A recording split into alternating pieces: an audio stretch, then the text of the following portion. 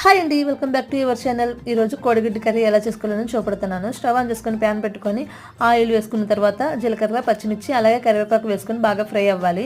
ఇప్పుడు సన్నగా తరిగిన ఆనియన్ ముక్కలు కూడా వేసేసుకున్నాను. వేసుకున్న తర్వాత బాగా కలుపుకొని మూత పెట్టుకొని మగ్గనివ్వాలి. ఇప్పుడు మగ్గిన తర్వాత ఒకసారి మూత తీసి అల్లం వెల్లుల్లి పేస్ట్ కూడా యాడ్ చేసుకున్నాను.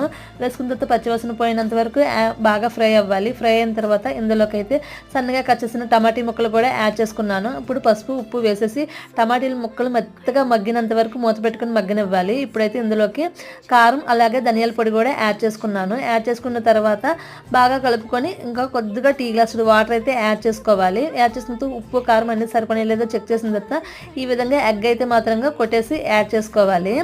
ఇంకా ఈ విధంగా ఎగ్ యాడ్ చేసుకున్న తర్వాత ఒక 50% ఇటువైపు ఉడికిన తర్వాత రెండో వైపు కూడా టర్న్ చేసుకోవాలి. ఇలాగ రెండు వైపులా కుక్ చేసిన తర్వాత లాస్ట్లో కొత్తిమీర వేసుకొని సర్వ్ చేసుకుంటే చాలా బాగుంటుంది. ఒకసారి మీరు కూడా రెసిపీని ట్రై చేయండి. వీడియో నచ్చితే లైక్, షేర్, సబ్స్క్రైబ్.